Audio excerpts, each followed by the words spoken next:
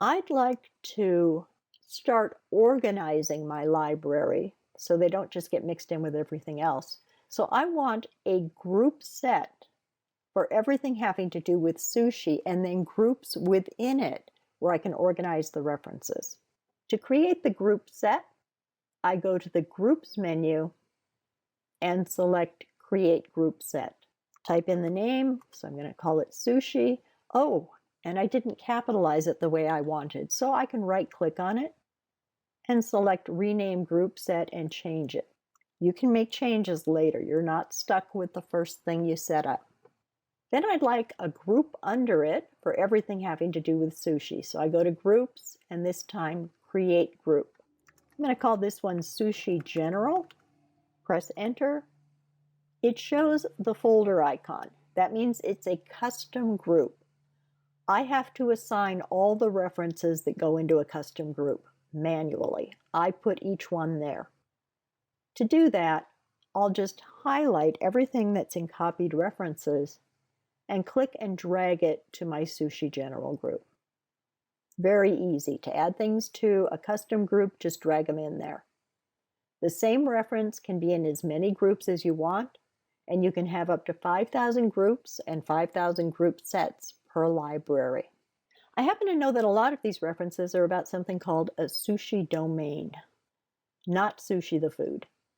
And I'd like EndNote to find them all for me and automatically update them so I don't have to keep looking for them. To do that, I go to the Groups menu and this time select Create Smart Group. It's going to make a group that's based on a search of what's in my EndNote library. I give it a name, and then I build my search. Now, author's the default field, but if you scroll up, at the top of the list, you can search any field in the library. You can also search any field and the attached PDFs with your notes, your comments. So I'm going to pick that option, even though I don't have any PDFs yet. The next drop-down list, Contains, is not the only option anymore because I'm searching within EndNote. Smart groups never search online. They only search within EndNote. I'm going to use Contains because my phrase could be anywhere in the field. And I type in sushi domain. Do not put double quotation marks around your search phrase. If you do that, EndNote will look for the double quotation marks. Just put in the search phrase. Click on Create, and I see 20 of those references have the phrase sushi domains in them. Now there's one more kind of group I can create. If you look at the Avian Cognition group, it has overlapping circles for its icon. That means it's a combined group, one that's based on a search of things in other groups. I'd like to create a group that will show me what's in Sushi General, but not in Sushi Domains. That's a combined group.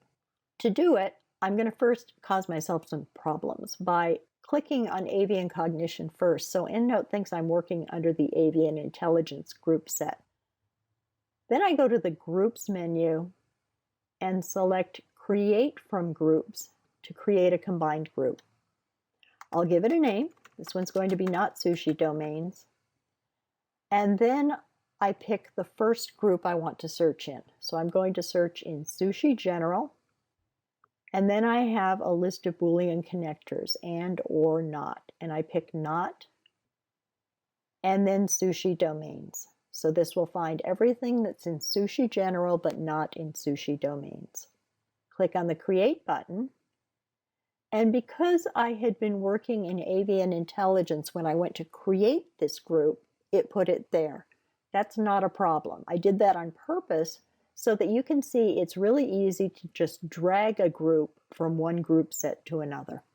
The groups under a group set will be in alphabetical order, but the group sets can be in any order you want. You can drag group sets to the location you want them to appear in. So I'm going to drag this one down just above the My Groups group set, and it will stay there. So you can bring your most important groups or the ones you're working with right now to the top.